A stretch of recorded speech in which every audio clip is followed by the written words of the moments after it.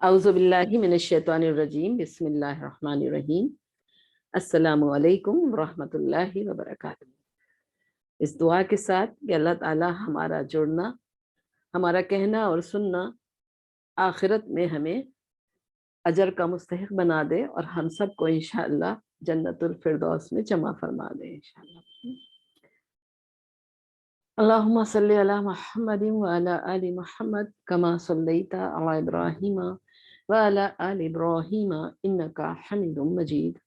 اللہم بارک علی محمد وعلی آل محمد کما بارکت علی ابراہیم وعلی آل ابراہیم انکا حمید مجید۔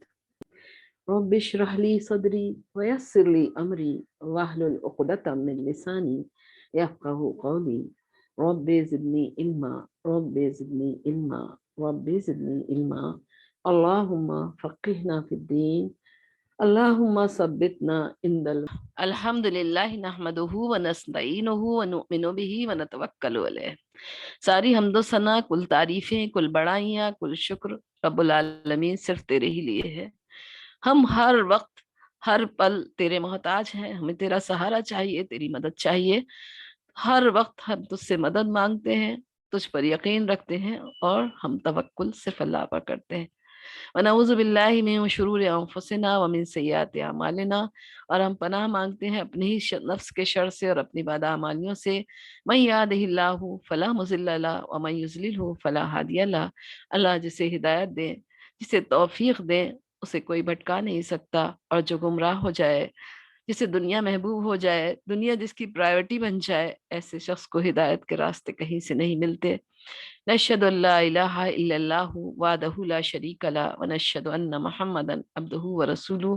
ہم سب گواہی دیتے ہیں کہ اللہ کے سوا کوئی معبود نہیں، اور ہم سب گواہی دیتے ہیں کہ محمد مصطفیٰ صلی اللہ علیہ وسلم اللہ کے بندے اور اس کے رسول ہیں صلی اللہ علیہ وسلم۔ آپ صلی اللہ علیہ وسلم جو ہمارے ہادی، ہمارے رہبر، جنہوں نے ساری زندگی امت کے غم میں گزار دی، جس غم نے انہیں ہنسنے نہ دیا، انہوں نے ہماری رہنمائی کے لیے، ہماری نجات کے ذریعے بتائے کہ اگر تم دنیا کا سکون اور آخرت کی کامیابی چاہتے ہو کہ دنیا کامیاب ہو اور آخرت شاداب ہو، تو تمہیں اپنا رشتہ دو چیزوں سے مضبوط کرنا ہوگا، اور وہ ہے قرآن اور حدیث۔ قرآن سے ہم اپنا رشتہ مضبوط کریں اور پیارے نبی صلی اللہ علیہ وسلم کا طریقہ ہماری زندگی میں ہو۔ اللہ کی ذات سے امید ہے کہ اللہ تعالی ہماری دنیا بھی سرخرو کرے گا اور آخرت میں بھی ہمیں رسوا ہونے سے بچا لے گا انشاءاللہ۔ تو آج ہمارا سبق ہے سورہ مزمل۔ واعوذ باللہ من الشیطان الرجیم، بسم اللہ الرحمن الرحیم۔ یا ایہا المزمل قم اللیل الا قلیلا نصفہ او انقص منہ قلیلا او زد علیہ ورتل القرآن ترتیلا۔ یہ سورہ مزمل ابتدائی دور کی سورہ ہے۔ اس میں 2 رکوع ہیں، 20 آیات ہیں۔ اس کا پہلا رکوع مکی ہے، اور دوسرے رکوع کے بارے میں اختلاف ہے کہ یا تو یہ 1 سال کے بعد نازل ہوا یا پھر 10 سال کے بعد مدینے میں۔ بہرحال ہم دیکھتے ہیں کہ اس میں اللہ تعالیٰ نے اپنے نبی کریم صلی اللہ علیہ وسلم کو یا ایہا المزمل کہہ کے خطاب فرمایا۔ اس کی ایک وجہ یہ بتائی جاتی ہے کہ جب اللہ کے نبی صلی اللہ علیہ وسلم پر پہلی وحی نازل ہوئی، ہم سب جانتے ہیں آپ بہت گھبرائے ہوئے تھے۔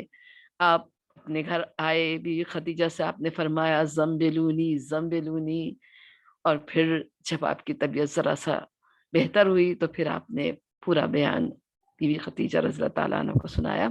اور دوسری وجہ یہ وہ کیفیت یاد دلا جا رہی ہے ان کو۔ دوسرا وجہ یہ بتائی جا رہی ہے کہ جس حال میں آپ ہوں اس وقت آپ کپڑا لپیٹے ہوئے ہوں، اور یہ بہت محبت بھرا انداز ہوتا ہے کہ جو جس حال میں ہو اس کو اسی حال میں مخاطب کیا جائے۔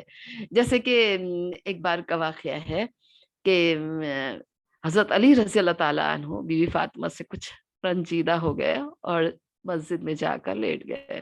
آپ صلی اللہ علیہ وسلم کو جب پتہ چلا تو آپ تلاش کرتے ہوئے وہاں پہنچے تو آپ نے دیکھا حضرت علی رضی اللہ تعالیٰ عنہ جو ہیں وہ مسجد میں لیٹے ہوئے ہیں اور ان کے مٹی لگی ہوئی ہے۔ تو آپ نے اسی انداز میں انہیں پکارا کہ اے ابا طرح اٹھو، مٹی کے باپ اٹھو۔ اسی طرح ہم دیکھتے ہیں کہ ابو ہریرہ رضی اللہ تعالیٰ عنہ جو بہت ہی مشہور صحابی ہیں، اصحاب صفہ میں سے ہیں، تو ان کو بلیوں سے بڑا شوق تھا تو ان کا نام ہی پڑ گیا ابو ہریرہ۔ بہرحال اللہ کے نبی صلی اللہ علیہ وسلم کو مخاطب کر کے اللہ تعالیٰ فرمایا اے کپڑے میں لپٹنے والوں اٹھو، قم۔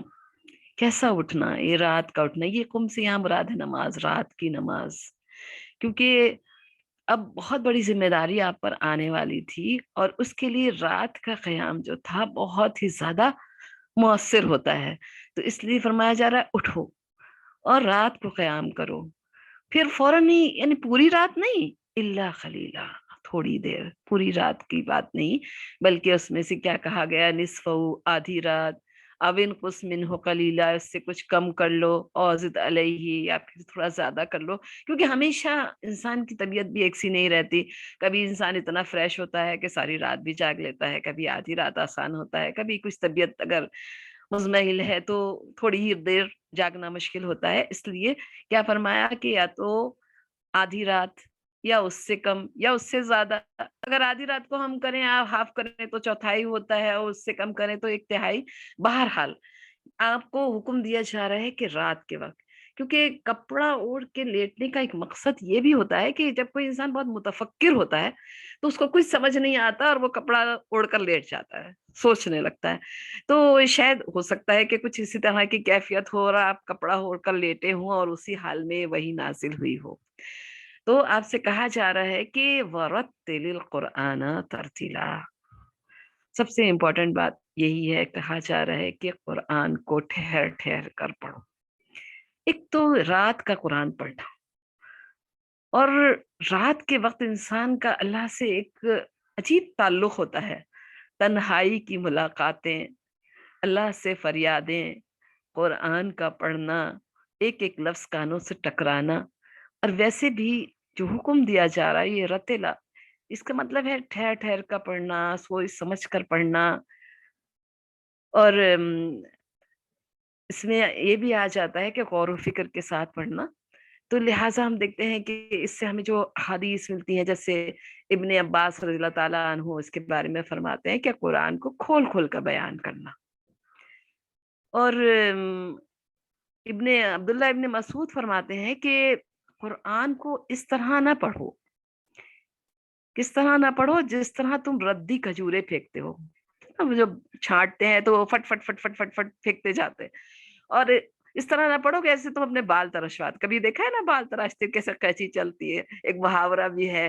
کہ زبان قینچی کی طرح چلتی ہے، اس طرح بھی نہ پڑھو، اور جب کوئی نادر نکتہ آئے تو اس سے اپنے دل کو ہلاؤ، یہ تبھی ہو سکتا ہے جب غور و فکر ہو، اور تمہاری فکر یہ نہ ہو کہ ہم بس آخری سورہ تک کیسے پہنچے، پورا کمپلیٹ کب ہو۔ ہم دیکھتے ہیں نا جو بہت سے لوگ ایک پارا پڑھنے کے عادی ہوتے ہیں یا آدھا پارا، تو وہ پیج پلٹ پلٹ کے دیکھتے ہیں کب کمپلیٹ ہو، تو اس طرح نہ پڑھو، بلکہ قرآن کو ٹھہر ٹھہر کر پڑھو، اطمینان کے ساتھ پڑھو، اس میں جلدی نہ کرو۔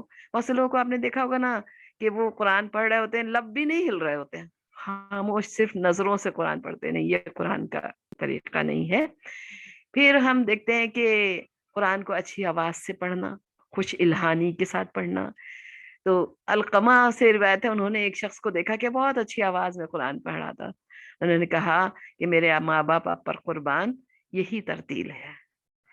اور حسن بصری کے بارے میں آتا ہے کہ انہوں نے دیکھا کہ ایک شخص قرآن پڑھ رہا ہے اور رو رہا ہے، تو انہوں نے کہا کہ دیکھو دیکھو، یہی ترتیل ہے، اور یہ تبھی ممکن ہو سکتا ہے جب ہم سمجھ کر قرآن پڑھیں، کیفیت تبھی بدلتی ہے جب انسان جو پڑھ رہا ہے وہ سمجھ آ رہا ہو، اور جب تک سمجھ میں نہیں آتا تو کیفیت نہیں بدلتی۔ ہم دیکھتے ہیں کہ لوگ قرآن پڑھ رہے ہوتے ہیں، بہت سی جنت کی آیات سے گزر جاتے ہیں، ہاتھ اٹھا کے نہ دعا ہوتی ہے، نہ چہروں پہ مسکراہٹ آتی ہے، عذاب کی آیات سے گزر جاتے ہیں، نہ آنکھیں نم ہوتی ہیں، نہ دل رستا ہے، نہ دعا ہوتی ہے، نہ پناہ، کچھ نہیں ہوتا، تو اس کے لیے ضروری ہے کہ سمجھ کر پڑھا جائے۔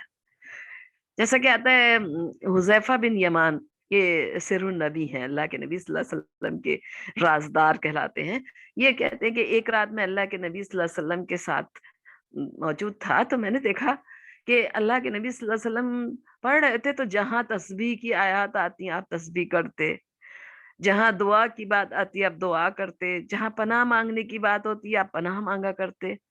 کیا ہم بھی کبھی ایسا کرتے ہیں؟ ہم آیات سے گزرتے ہیں، کیا تسبیح والی آیات پہ ہم تسبیح کرتے ہیں؟ ہم برابر اکثر و بیشتر لوگ سورہ واقعہ پڑھتے ہیں اور 2 بار آتا ہے فَسَبِّحْ بِاسْمِ رَبِّكَ الْعَظِيمِ. کتنے لوگ ہیں جو بے ساختہ بولتے ہیں سبحان رب العظیم.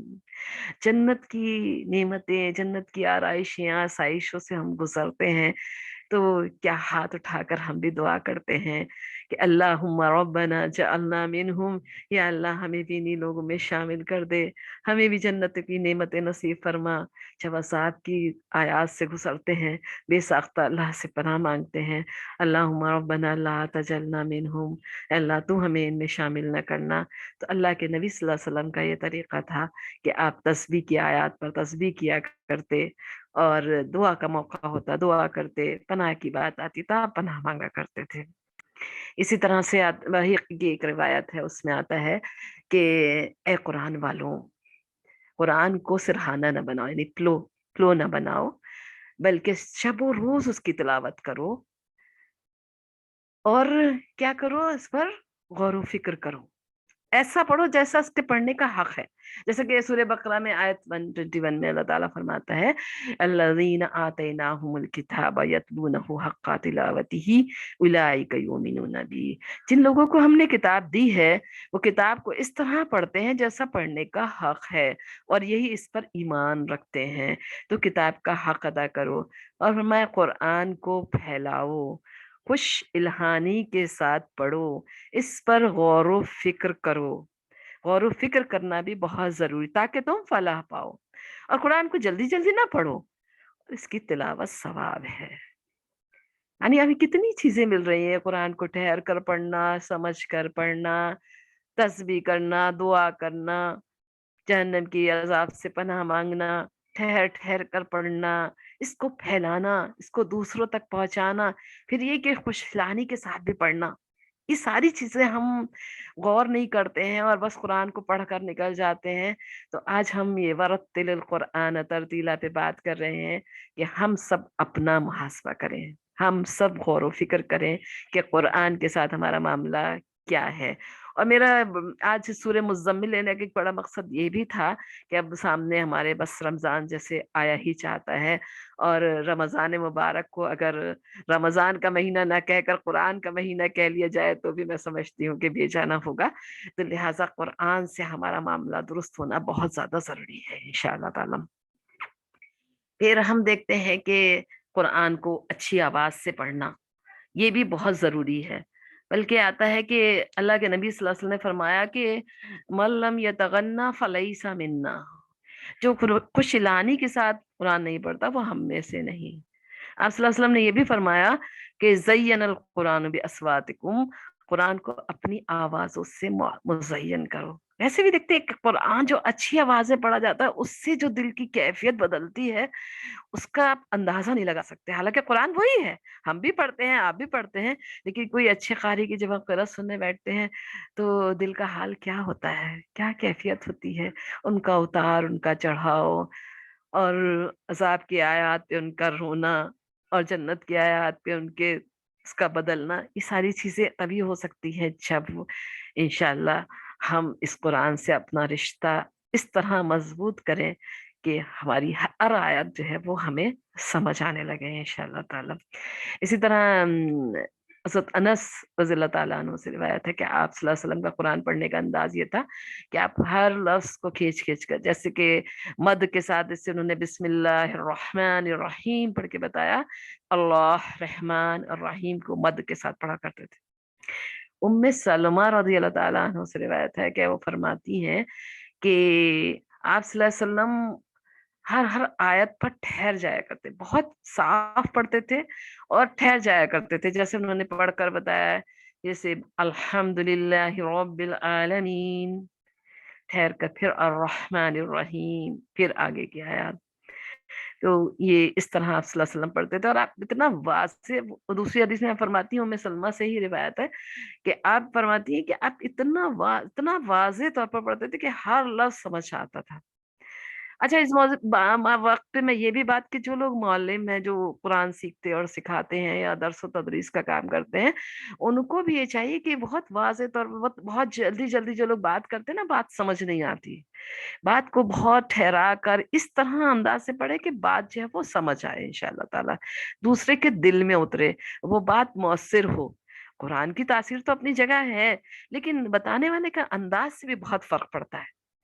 تو اس لیے ہم اس بار اس آیت پر ہم غور و فکر کریں گے اور سوچیں گے کہ ہمارا قرآن پڑھنا کیسا ہے، ہمارا قرآن سے تعلق کیسا ہے، اور کوشش یہ کریں گے کہ جو لوگ رات کے وقت قرآن پڑھتے ہیں تو وہ بہت ہی زیادہ غور و فکر کے ساتھ پڑھیں، کیونکہ اس وقت سمجھنا بھی آسان ہوتا ہے، غور و فکر کرنا بھی آسان ہوتا ہے، اور یہ کہ جو لوگ پہنچاتے ہیں، دین کا کام کرتے ہیں، ان کے لیے بھی بہت مؤثر وقت ہے۔ اسی طرح ہم دیکھتے ہیں کہ عبداللہ ابن عمر سے روایت ہے کہ انہوں نے فرمایا کہ قرآن والوں سے کہا جائے گا، کہ صاحب قرآن سے کہا جائے گا کہ اقرا ورتقی، پڑھو اور چڑھتے جاؤ، اور کیسا پڑھو؟ ورتل کما ترتل فی الدنیا، ایسا پڑھو جیسا کہ تم دنیا میں ٹھہرا ٹھہرا کر پڑھتے تھے، جلدی جلدی، اور تمہاری جو منزل ہے وہ تمہارے آخری صورت ہے، جہاں آیت ختم وہی منزل، تو جلدی جلدی پڑھنے سے تو پھر جلدی آ جائے گا نا، آرام سے پڑھیں گے، آہستہ آہستہ پڑھیں گے، ٹھہرا ٹھہرا کر پڑھیں گے، تو انشاءاللہ تعالی ہم آگے کی منزلوں تک پہنچ سکیں گے۔ تو یہ ساری چیزیں ہماری آتی ہیں، ورتل القرآن ترتیلا۔ اچھا، ترتیل کے بارے میں جب حضرت علی رضی اللہ تعالیٰ عنہ سے پوچھا گیا تو انہوں نے اس کی ڈیفینیشن کیا کی، اس کو بھی ہم دیکھتے ہیں کہ اس میں یہ ہے کہ ہمیں دیکھنا ہے کہ تجوید کیا ہے۔ انہوں نے بتایا کہ تجوید کو ہے نا، لفظ کو نکھار نکھار کر پڑھنا، تجوید الحروف و معرفت الوقوف، یہ ہم سب کے لیے ضروری ہے، یعنی جہاں تک کوشش کریں کہ حروف کو نکھار نکھار کر پڑھیں، وہ تجوید ہے، ہر لفظ کا حق ادا کریں، کیونکہ ہر لفظ کو اگر ہم صحیح ادائیگی نہیں کرتے تو میننگ کچھ سے کچھ ہو جاتے ہیں۔ وال کا اگر ہم نے صحیح حق ادا نہیں کیا، عین کا حق ادا نہیں کیا، الف کو صحیح سے نہیں پڑھا، تو میننگ بہت چینج ہو جاتے ہیں۔ اس لیے تجوید الحروف یعنی حروف کو نکھار نکھار کر پڑھنا، یہ دو لفظ ہم یاد رکھیں، اور وہ معرفت الوقوف، اس کی پہچان ہونا چاہیے کہاں ہمیں ٹھہرنا، یہ نہیں کہ جہاں تہاں ٹھہر گئے، وہ وہ بات نہیں ہونا چاہیے، بلکہ جہاں وقوف ہے، جہاں ہمیں ٹھہرنا ہے، اس حساب سے ہمیں ٹھہرنا ہے۔ اور قرآن ویسے بھی ایک معجزہ ہے، معجزہ خالدہ۔ ہر روز ہم دیکھتے ہیں کہ جو قرآن پڑھنے والے ہیں، قرآن سے کچھ نہ کچھ رہنمائی حاصل کرتے ہیں، اور انہیں قرآن سے ہی اپنے مسائل کا حل مل جاتا ہے، کہیں جانے کی ضرورت نہیں پڑتی۔ تو اس لیے قرآن سے جو ہے وہ ہمارا رشتہ جو ہے بہت ہی قربت والا ہونا چاہیے، کیونکہ قرآن کو صحیح سے پڑھنے والے جو ہوتے ہیں وہ اللہ سے قریب ہوتے ہیں، اور ویسے بھی کہ جو ماہر قرآن کے ماہر ہوتے ہیں تو وہ کل قیامت کے دن فرشتے اور انبیاء کے ساتھ ان کا معاملہ ہوگا۔ اللہم ربنا جعلنا منہم۔ ویسے تو خیر جو اٹک اٹک کبیر پڑھتا ہے اس کے لیے بھی دوہرا ثواب ہے، لیکن کوشش ہم سب کو کرنی چاہیے۔ رتل القرآن ترتیلا۔ آگے کی آیت میں کیوں ایسے کرنا ہے، کیوں رات کو قیام کرنا ہے، اور آدھی رات، اس سے کم یا اس سے زیادہ کا حکم آ رہا ہے، ابتدائی سورہ ہے، کیوں؟ انا سنلقی علیک قولا ثقیلا، بے شک ہم آپ پر ایک بھاری بوجھ ڈالنے والے ہیں۔ یا قولا ثقیلا سے مراد قرآن ہی لیا گیا ہے، کیونکہ اب وحی کا سلسلہ ہونے والا ہے۔ ویسے بھی قرآن کے بارے میں آتا ہے نا، قرآن حکیم میں اللہ تعالیٰ فرماتا ہے سورہ الحشر میں کہ لو انزلنا هذا القرآن على جبل لرأيته خاشعا متصدعا من خشیۃ اللہ، کہ اگر ہم اس قرآن کو کسی پہاڑ پر نازل کرتے تو ہم دیکھتے کہ وہ پہاڑ اس کی خشیت سے ریزہ ریزہ ہو جاتا، پھٹ جاتا، دب جاتا۔ دل پر قرآن اترا، دل کی کیفیت نہیں بدلتی، پہاڑوں کا ہی عالم جو قرآن میں اللہ تعالیٰ بتا رہا ہے۔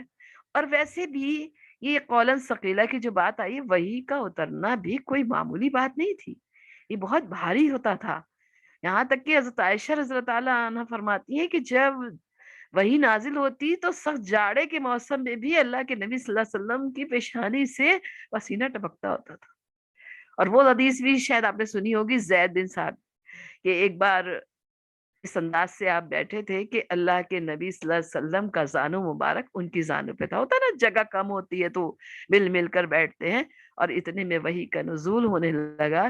تو وہ فرماتے ہیں کہ اس کے وزن سے مجھے ایسا لگ رہا تھا کہ میری ٹانگ پھٹ جائے گی.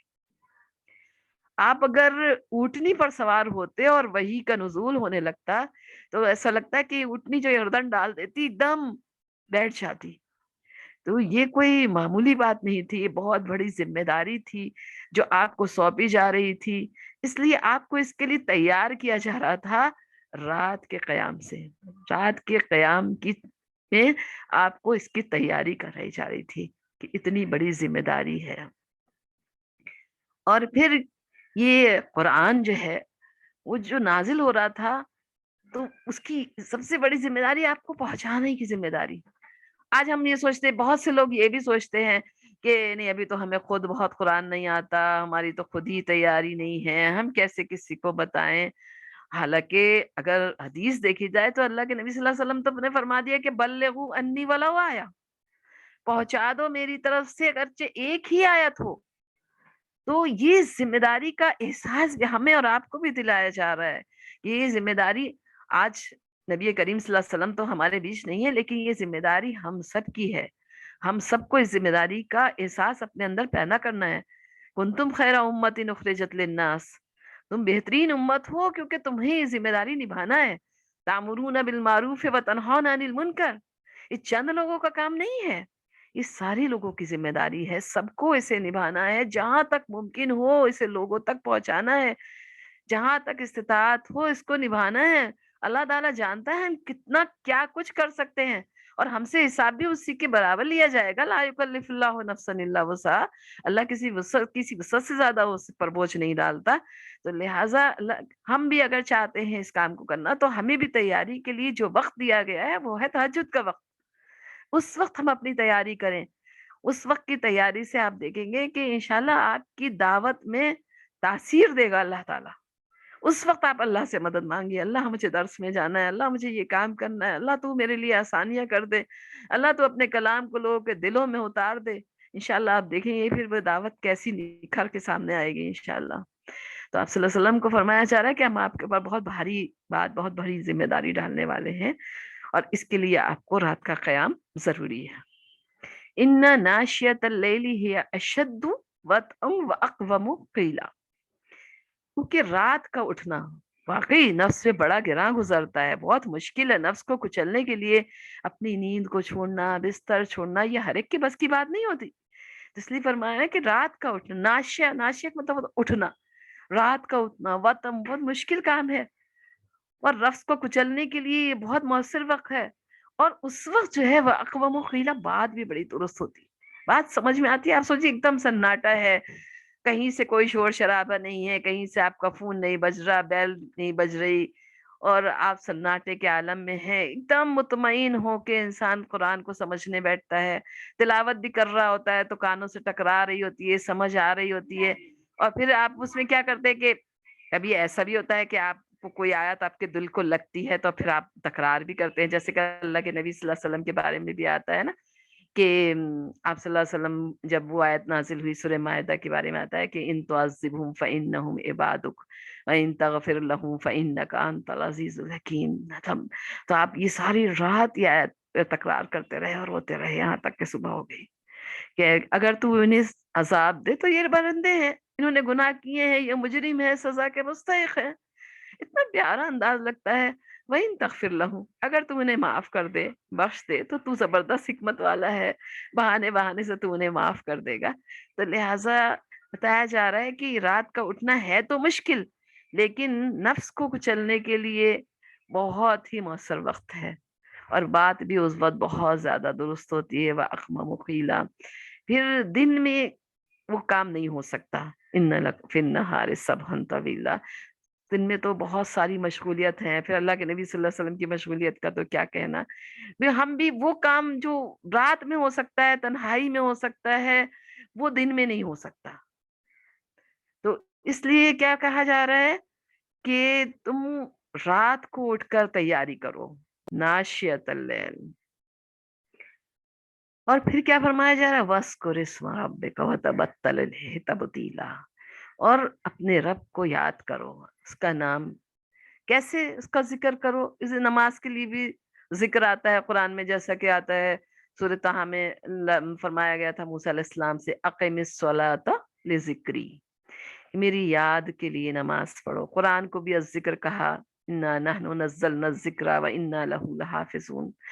تو یہاں فرمایا جا رہا ہے کہ اپنے رب کا ذکر کرتے رہو، اور کیا کرو، سب سے کٹ کر، جیسے نماز پڑھنی ہے، ہم اکثر کیا کرتے ہیں، دن کی مشغولیت ہوتی ہے تو ہم دوسرے کاموں میں بھی ہمارا ذہن رہتا ہے، ایسا نہیں ہونا چاہیے، بلکہ کیا پوری طرح پوری توجہ کے ساتھ کھڑا ہو۔ نماز میں ہمارا دھیان بہت بھٹکتا ہے، اور اس کے لیے مجھے ایسا لگتا ہے کہ اگر نماز جو ہم پڑھ رہے ہیں اس کے میننگ ہمیں معلوم ہو، اندر ہمارے میننگ چل رہے ہوں، اور زبان پہ ہم قرآن پڑھ رہے ہوں، نماز پڑھ رہے ہوں، تو مشکل ہی ہوتا ہے دھیان بھٹکنا، لیکن کیونکہ ہم میننگ نہیں جانتے ہیں اور بہت جلدی جلدی پڑھ کے نکل جاتے ہیں، تو کیا ہوتا ہے کہ وہ نہ کیفیت ہوتی ہے، اور اکثر جو ہے وہ ہم بھول بھی جاتے ہیں۔ تو یہ بہت پیارا طریقہ میں بتایا گیا کہ ہر چیز سے پورا فارغ ہو کے، اول وقت میں کھڑے ہو کر، کسی طرف ہمارا دھیان نہ ہو، اور ہم اللہ کے سامنے کھڑے ہوں، کہ ظاہر سی بات ہے نماز میں ہم اللہ سے باتیں کرتے ہیں، اللہ سے باتیں کرنے کے لیے ہمیں پوری طرح توجہ کے ساتھ اس کے سامنے کھڑا ہونا ہوگا۔ پھر رب المشرق والمغرب لا الہ الا هو فاتخذه وکیلا، کتنی پیاری آیت، کیا پیارا انداز، جو مشرق اور مغرب کا مالک ہے، جس کے سوا کوئی معبود نہیں، تم اس کو اپنا کارساز بنا لو۔ آج ہم دیکھتے ہیں کہ شاید ہی کوئی انسان ہو جس کے پاس کوئی غم نہ ہو، جس کے پاس کوئی مسئلہ نہ ہو، جس کے پاس کوئی دکھ نہ ہو، تکلیف نہ ہو، پریشانی نہ ہو، بیماری نہ ہو۔ ہر انسان کسی نہ کسی امتحان سے گزر رہا ہے۔ کتنا پیارا نسخہ اللہ رب العالمین نے سورہ مزمل میں ہمیں بتایا کہ تم اس کو اپنے سارے معاملات سونپ دو، سپرد کر دو۔ وکیل ہوتا ہے نا، جب ہمارا کوئی کیس وغیرہ ہوتا ہے، اچھے سے اچھا ہم وکیل کرتے ہیں اور ہم سوچتے ہیں اب یہ مقدمہ جیت لے گا۔ کہا میرا رب العالمین، کیا اس کو سارے معاملات سپرد کر کے ہم مطمئن نہیں ہو سکتے ہیں؟ حسبنا اللہ و نعم الوکیل، اللہ ہمارے لیے کافی ہے، بہت اچھا کام بنانے والا ہے۔ یہاں ہمارے یقین کا بھی امتحان ہے، ہمارا یقین کیسا ہے؟ ہم اللہ کو سارے معاملات سپرد کر کے مطمئن ہوتے ہیں، یہ بے چین ہوتے ہیں؟ تو لہٰذا ہمیں یہ سبق پڑھایا جا رہا ہے کہ اپنے معاملات، تمہیں ٹینشن لینے کی ضرورت نہیں ہے، تم ٹینشن فری رہو، اور سارے معاملات دنیا کے ہوں یا آخرت کے ہوں یا زندگی کے ہوں یا موت کے ہوں یا ہمارے مسائل ہوں یا ہمارے دکھ اور تکالیف اور پریشانیاں ہوں، سب کچھ سب کا حل صرف رب العالمین کے پاس ہے۔ بس اللہ سے کہو کہ وَأُفَوِّضُ أَمْرِي إِلَى اللَّهِ إِنَّ اللَّهَ بَصِيرٌ بِالْعِبَادِ، اے اللہ میرے معاملات تیرے سپرد ہیں، تیرے حوالے ہیں۔ بے شک اللہ بندوں کا حال دیکھ رہا ہے، اللہ کو پتا ہے، اللہ سے کوئی چیز پوشیدہ نہیں۔ ان اللہ لا يخفى علیہ شیء فی الارض ولا فی السماء، نہ آسمانوں میں نہ زمین میں کوئی چیز اس سے پوشیدہ نہیں ہے۔ وہ تو دل کی دھڑکنوں کو بھی جانتا ہے۔ ابھی دل میں خیال آیا نہیں، اسے معلوم ہے کہ اب کیا خیال آنے والا ہے۔ اس کو تم اپنا کارساز بناؤ، اس کو اپنے معاملات سونپ دو۔ رب المشرق والمغرب لا الہ الا ہوا فاتخذہ وکیلا۔ اور جن حالات سے آپ گزر رہے تھے، مکی دور ہے، شدتوں کا دور ہے، اور آگے بھی بہت سارے مسائل آنے والے ہیں، آپ کو تیار کیا جا رہا ہے۔ اور آپ کو معلوم ہے کہ شروع میں ہی آپ کے ساتھ کیسے معاملات ہوئے، خود اپنے بھی بیگانے ہو گئے۔ جو اللہ کے نبی صلی اللہ علیہ وسلم جو امین تھے، صادق تھے، ہر انسان کے دل میں بستے تھے، صرف ایک اعلان کرنے سے ہی آپ پرائے ہو گئے۔ جب آپ نے لوگوں کو دعوت دی، مکے کی گلیوں میں جب یہ صدائیں لگائیں، قولوا لا الہ الا اللہ تفلحون، کہو کہ اللہ کے سوا کوئی معبود نہیں، تم فلاح پا جاؤ گے، اپنے پرائے ہو گئے۔ اور جب آپ نے صفا کی پہاڑی پر دعوت، جب آپ کو حکم دیا وانذر عشیرتک الاقربین، سورہ شعراء میں آپ کوئی صفا پر کھڑے ہو کر تمام کو جمع کر کے جب آپ نے دعوت دی، سب سے پہلے مخالفت کرنے والا خود آپ کا چچا۔ غیروں کی بات تو پھر بھی برداشت ہو جاتی ہے، اپنوں کی بات برداشت نہیں ہوتی۔ خود اپنا سگا چچا تھا، ایک ہی دیوار تھی، ہمسایہ بھی تھا اور چچا بھی تھا، اور آپ جانتے ہیں کہ کیا معاملات پیش آئے، کیسی کیسی تکلیفوں سے گزرے، تو آپ کو صبر کا سبق پڑھایا جائے۔ مکے والوں کی تکالیف پر صبر کرو۔ جو یہ باتیں بنا رہے ہیں، کوئی کاہن کہہ رہا ہے، کوئی مجنو کہہ رہا ہے، کوئی شاعر کہہ رہا ہے، وَاصْبِرْ عَلَىٰ مَا يَقُولُونَ وَاهْجُرْهُمْ هَجْرًا جَمِيلًا۔ جو یہ باتیں بنا رہے ہیں اس پہ صبر کرو۔ آج ہم بھی جب دین کا کام کرنے کھڑے ہوتے ہیں، موافقت بھی ہوتی ہے، مخالفت بھی ہوتی ہے۔ مجھے لگتا ہے مخالفت زیادہ ہوتی ہے، کبھی اپنے گھر میں ہی مخالفت شروع ہوتی ہے۔ اس کے لیے صبر، صبر کے بغیر یہ کام ہو ہی نہیں سکتا۔ یہ دعویٰ کا کام اتنا آسان نہیں ہے، مشکل کام ہے، اور جس کے لیے صبر بہت ضروری ہے۔ اللہ کے نبی صلی اللہ علیہ وسلم سے بھی یہی فرمایا جا رہا ہے، اور ہم دیکھتے ہیں کہ مکی صورتوں میں آپ دیکھیے کچھ بھی ہو، کوئی انتقام نہیں لینا، کوئی جوابی کاروائی نہیں کرنا، بس اصبر وصبر فصبر، صبر کرو، اور بہت خوبصورتی کے ساتھ واہجرہم ہجرا جمیلا، بہت خوبصورتی کے ساتھ ان سے الگ ہو جاؤ۔ رشتہ بھی نہیں توڑ سکتے، رشتہ بھی نبھانا ہے، سب کچھ کرنا ہے۔ ہمارے ساتھ بھی معاملات آتے ہیں رشتہ داریوں میں بھی، وہ ایسی جگہ، تو بہت خوبصورتی کے ساتھ کنارہ کشی اختیار کرنا ہے، کہ ایسا بھی نہیں ہو کہ ہم دوسرے موقع پر انہیں دعوت نہ دے سکیں، ایسا بھی نہ ہو کہ ہم اپنا رشتہ توڑ لیں، بلکہ بہت ہی اچھے انداز میں اس کام کو کرنا ہے۔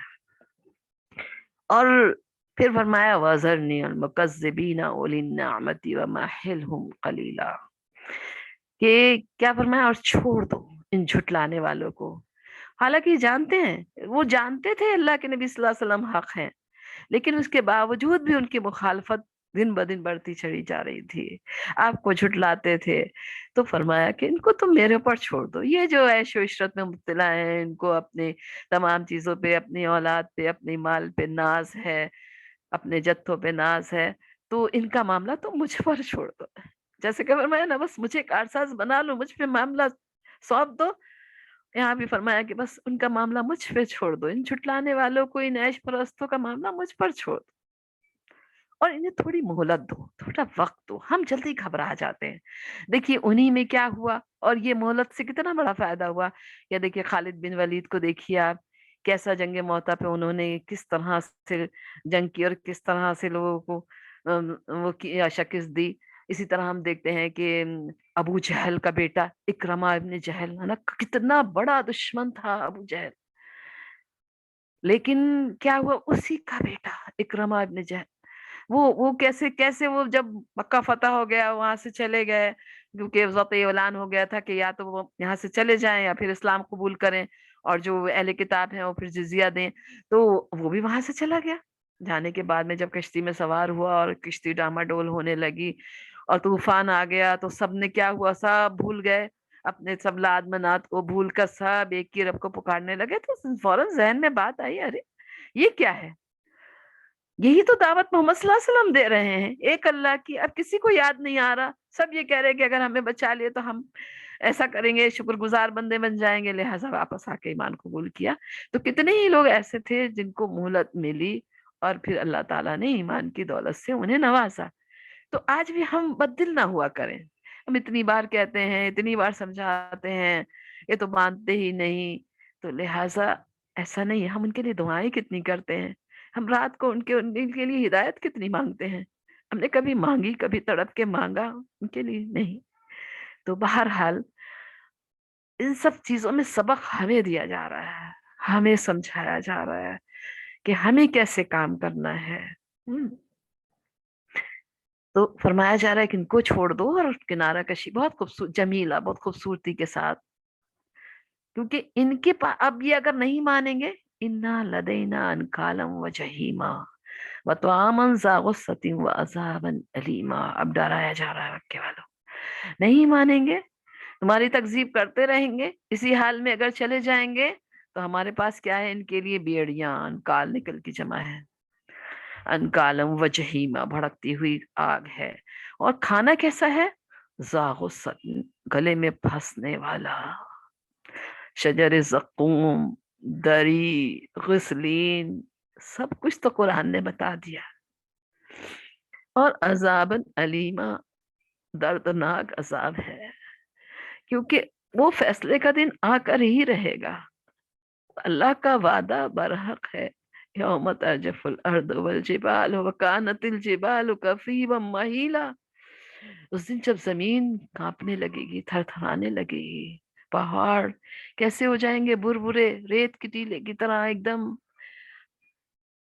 تو یہ یاد دلایا جا رہا ہے کہ اگر نہیں مانیں گے، پہلے ان کے ساتھ بہت خوبصورتی سے کنارہ کرو، ان کو دعوت دیتے رہو، ان کو مہلت دو، ان کی اظہار ثانی پر صبر کرو، اور پھر بھی یہ نہیں مانیں گے تو انجام تو ان کا یہ ہونا ہی ہونا ہے، کیونکہ وہ قیامت کا دن، وہ فیصلے کا دن آ کر رہے گا. اللہ کا وعدہ برحق ہے، وعد اللہ ہی حقا، اللہ کا وعدہ سچا ہے. اور اس دن پھر کیا ہوگا کہ پہاڑ جو اتنے مضبوط نظر آ رہے ہیں نا، یہ بھی ریت کے ٹیلوں کی طرح بربرے ہو جائیں گے. آگے فرمایا جا رہا ہے اِنَّا أَرْسَلْنَا عَلَيْكُمْ رَسُولًا شَاهِدًا عَلَيْكُمْ كَمَا أَرْسَلْنَا إِلَى فِرْعَوْنَ رَسُولًا. اب بات آ گئی فرعون کی، کیونکہ مکے والے بھی فرعون سے جو مخالفت پر تلے ہوئے تھے، وہ بھی فرعون سے کم نہیں تھے.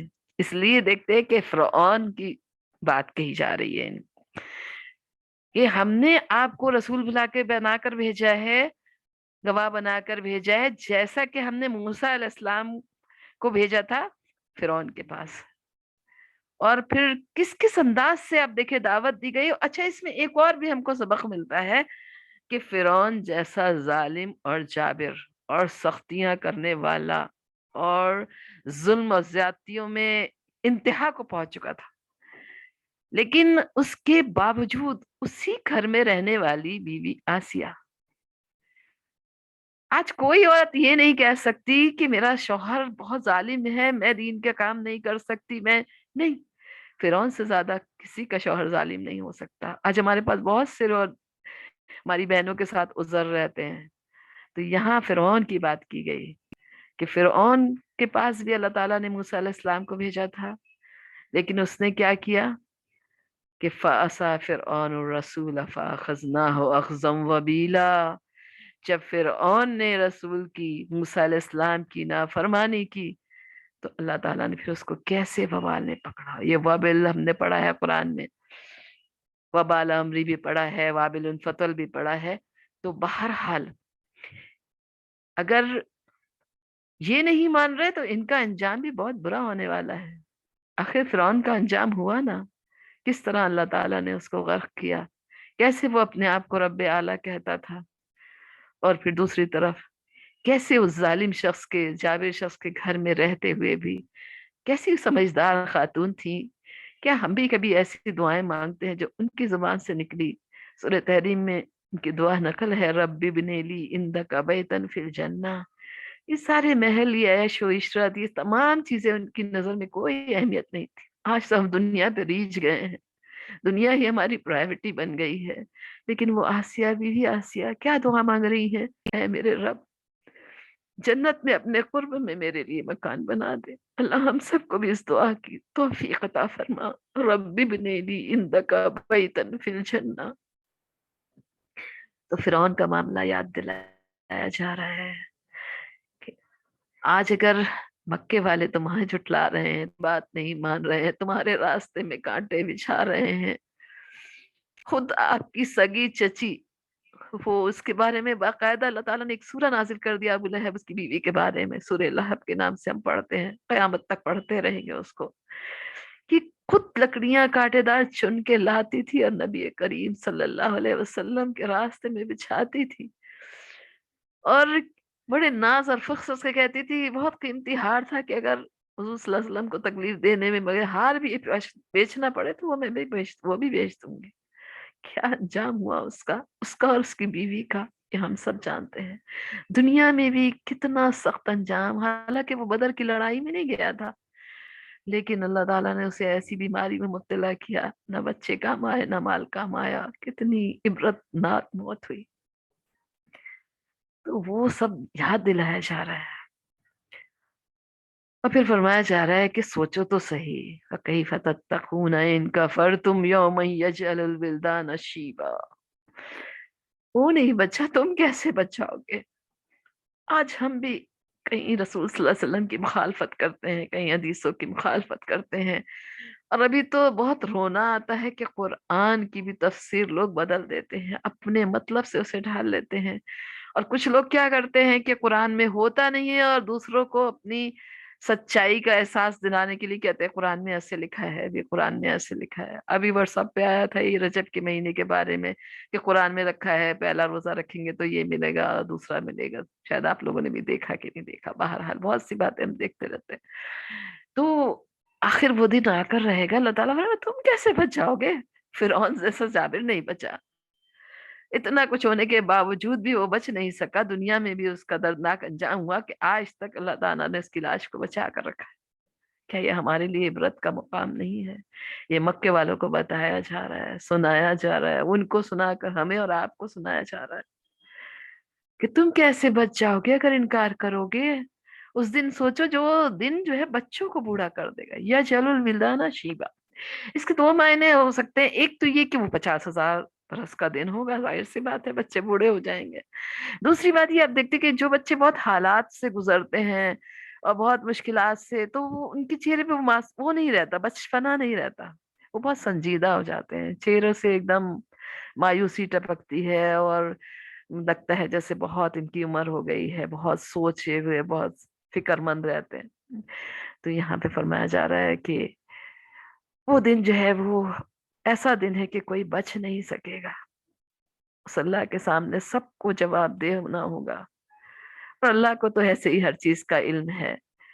ویسے بھی ہم دیکھیں ایک طرف تو ہمارا عمل نامہ تیار ہو رہا ہے، ریکارڈ ہو رہی ہے ہر چیز، دوسری بات یہ ہے کہ کل ہمارے اعضا ہمارے خلاف گواہی دیں گے، قرآن شاہد ہے۔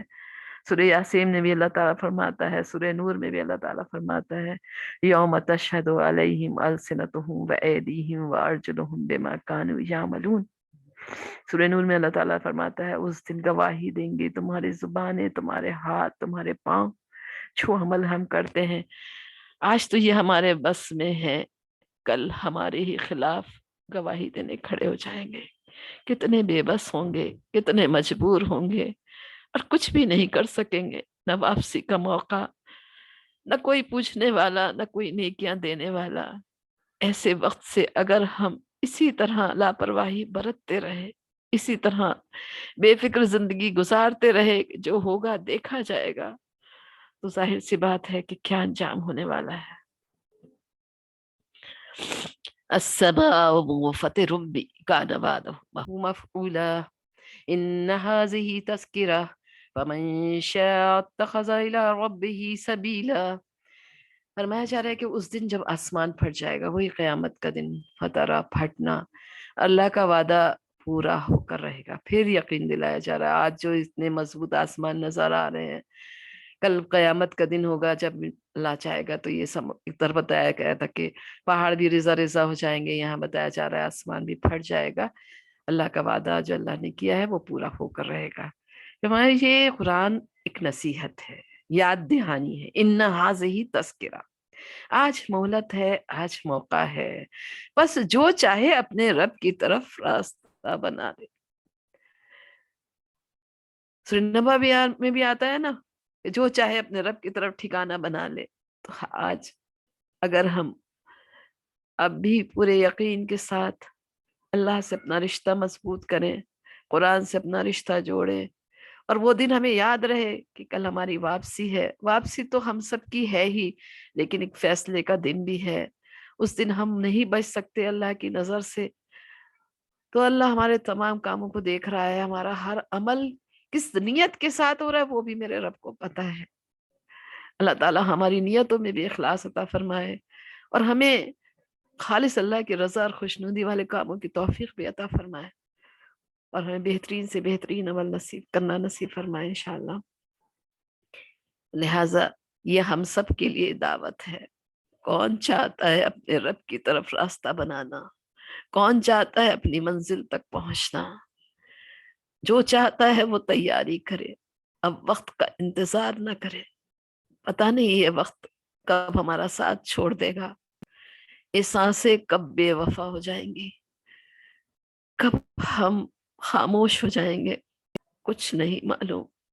اس وقت کو غنیمت جانے، اس مہلت سے فائدہ اٹھائیں اور اپنے رب کی طرف جانے کی تیاری کریں۔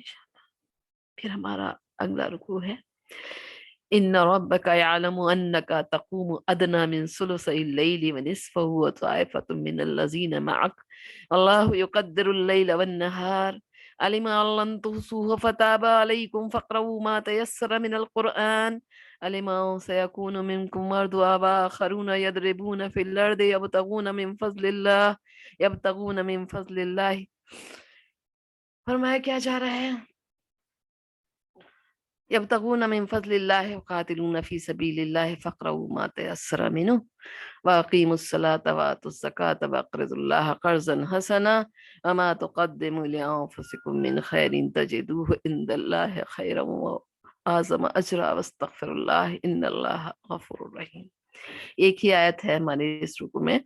یہ اصل میں ہوا کیا کہ جو صحابہ اکرام تھے آپ کے ساتھ راتوں کو کھڑے رہتے تھے، اندازہ بھی نہیں ہوتا تھا اس وقت، وہ گھڑیاں وغیرہ تو تھے نہیں، لوگ ستاروں سے راستہ معلوم کرتے تھے، جیسے قرآن میں آتا ہے وَبِالنَّجْمِ هُمْ يَهْتَدُونَ۔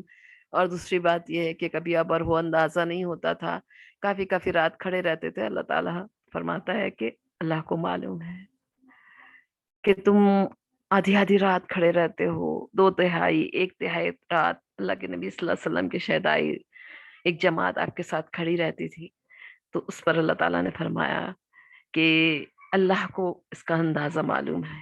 اللہ نے جب یہ رات اور دن کا اندازہ اللہ کو معلوم ہے اور اللہ نے جانا تو اللہ تعالیٰ نے تمہیں معاف کر دیا۔ اب کیا ہے کہ فقرؤا ما تیسر من القرآن، یہ رات کی اس کے لیے بھی ہے، اور ویسے بھی ہے کہ یہ قرآن کو بددلی سے بے دلی سے نہ پڑھا جائے، جتنا آسانی سے پڑھا جائے، کوئی آپ کے اوپر مشقت نہیں ہے، کوئی بوجھ نہیں ہے۔ ہاں پڑھنا انشاءاللہ روزانہ ہے ہمیں ریگولر، لیکن فقرؤا ما تیسر من القرآن، جتنا آسان ہو پڑھ لیا کرو، کیونکہ ظاہر سی بات ہے اللہ تعالیٰ خود فرما رہا ہے کہ تم میں بعض کیا ہوتے ہیں بیمار بھی ہوتے ہیں، مریض ہوتے ہیں، اور پھر ان کو روزی تلاش کرنے کے لیے بھی سفر بھی کرنا پڑتا ہے، اللہ کے راستے میں بھی نکلنا ہے۔ تو اب کیا ہے کہ فقرؤا ما، دو بار یہ آیت آئی، ایک بار فقرؤا ما تیسر من القرآن، دوسری بار فقرؤا ما تیسر من۔ جتنا آسان ہو، کتنا پیارا ہمارا رب ہے، کتنا ہمارا دین آسان ہے، کتنی محبت ہے اللہ کو اپنے بندوں سے، یہ ساری آسانیاں ہمارے لیے ہیں۔ ٹھیک ہے بیمار ہو، ظاہر سی بات ہے ہر وقت تو انسان کی ایک سی کیفیت نہیں ہوتی، بیمار بھی ہوتے ہو، سفر میں بھی نکلتے ہو، اللہ کا فضل بھی تلاش کرنا ہوتا ہے، پھر کہ اللہ کے راستے میں جہاد بھی کرتے ہو، تو ٹھیک ہے جیسا موقع ہو ویسا قرآن پڑھ لو۔ لیکن آخری آیت میں جو ہمیں سبق دیا گیا، وَأَقِیمُوا الصَّلَاةَ، نماز، اس سے اندازہ ہوتا ہے کہ یہ زکوٰۃ اور نماز کی جب بات آئی، اس سے اندازہ ہوتا ہے کہ یہ جو دوسرا رکوع ہے یہ مدینے میں یعنی 10 سال کے بعد ہی شاید نازل ہوا، اللہ عالم بالصواب، اللہ بہتر جانتا ہے، کیونکہ اس میں ہم سے کہا جا رہا ہے کتنا کہ نماز کو قائم کرو، زکوٰۃ ادا کرتے رہو، اور اللہ کو قرض حسنہ دیتے رہو۔ آ رہا ہے نا سامنے یہ مبارک مہینہ رمضان کا، نماز کے ساتھ نوافل، تراوی، زکوٰۃ کا اہتمام، اور دیکھیں کہ زکوٰۃ کے بعد ذرا سا غور کرا آپ نے، وَأَقْرِضُوا اللَّهَ قَرْضًا حَسَنًا، اور اللہ کو بہترین قرض دیتے رہو۔ یہ قرض حسنہ سے مراد فی سبیل اللہ، اللہ کے راستے میں خرچ کرنا، جیسے کہ اللہ تعالیٰ نے بارہا دعوت دی ہے ہمیں کہ من ذا الذی یقرض اللہ قرضا حسنا، کون ہے جو اللہ کو عمدہ قرض دے انشاءاللہ، اور پورے یقین کے ساتھ دینا ہے، صرف زکوٰۃ پہ اتفاق نہیں، ہم کیسے کیسے کر کے زکوٰۃ دیتے ہیں۔ بہت سے لوگ کہتے ہیں نہیں ہم سال بھر باجی دے لیتے ہیں، ہم ایسا کر لیتے ہیں، ایک ساتھ نہیں دے سکتے، سارے عذر ہمارے پاس ہوتے ہیں۔ زکوٰۃ بھی خوش دلی کے ساتھ وہ تو دینا ہی دینا ہے، فرض ہے۔ اور موقع آیا ہے تو یہ بات بھی بتاتی چلوں کہ جو مال ہمارے پاس، ہم عورتوں کے پاس جمع ہوتا ہے، جس کی شوہروں کو خبر بھی نہیں ہوتی ہے، ہمارے پاس زیورات ہوتے ہیں، مال ہوتا ہے، بینک بیلنس ہوتے ہیں، اس کی زکوٰۃ بھی ہمارے اوپر ہی بنتی ہے۔ شوہر دے دیں بہت اچھی بات ہے، لیکن اگر نہ دیں تو ان کے اوپر کوئی گناہ نہیں ہوگا۔ ہم انشاءاللہ اس کی کوشش کریں کہ ہم اپنی مال کی زکوٰۃ خود نکالیں۔ اس کے لیے میں سجیسٹ کرتی ہوں کہ ہم سال ایک ڈبہ بنائیں اور زکوٰۃ کی نیت سے انشاءاللہ اگر روز ڈالتے رہیں کچھ نہ کچھ، تو ہم دیکھتے ہیں کہ رمضان مبارک آتے آتے ہمارا زکوٰۃ سے بھی زیادہ ہمیں فنڈ اس میں ہمارا جمع ہو جاتا ہے۔ اللہ تعالی ہم سب کو توفیق دے کہ ہم اپنی پوری زکوٰۃ ادا کریں، کیونکہ زکوٰۃ کے بارے میں آج بھی ہم اتنا الرٹ نہیں ہیں، اتنا کنسرن نہیں ہے، کیونکہ اگر خدا نہ کرے زکوٰۃ ہماری ادا نہیں ہوئی تو قرآن شاہد ہے، ابھی میرے پاس وقت نہیں ہے، سورہ توبہ میں فرمایا کہ جو لوگ سونا اور چاندی جمع کر کر کے رکھتے ہیں اور خرچ نہیں کرتے اللہ کے راستے میں، تو ان کے لیے عذاب الیم یعنی دردناک عذاب کی خوشخبری سنا دو، کیونکہ وہی سونا اور چاندی جہنم کی آگ میں تپایا جائے گا، اور ان کی پیشانیاں، ان کی پشتوں اور کروٹوں کو داغا جائے گا، اور ان سے کہا جائے گا ھذا ما کنزتم لانفسکم، یہ ہے وہ خزانہ جو تم نے اپنے لیے جمع کر کے رکھا ہے۔ ہم چلے جائیں گے، مال وارثوں کا ہو جائے گا، اور عذاب ہم بھگتیں گے۔ اس لیے میری سب بہنوں سے یہ درخواست ہے کہ زکوٰۃ زیادہ نکل جائے لیکن کمی نہ کریں۔ ابھی گولڈ کا بھی بڑھ گیا ہے، اسی حساب سے بہت سے لوگ سوچتے ہیں کہ نہیں، جب سے ہم نے لیا ہے اسی حساب سے، نہیں، آپ کو جب زکوٰۃ نکالنا ہے اسی کے حساب سے ریٹ معلوم کر کے اپنی پوری زکوٰۃ انشاءاللہ نکالیں۔ زیور رکھنا بھی منع نہیں، پہننا بھی منع نہیں، لیکن زکوٰۃ کی ادائیگی بہت ضروری ہے، اس پر ہم ذرا سا توجہ دیں انشاءاللہ۔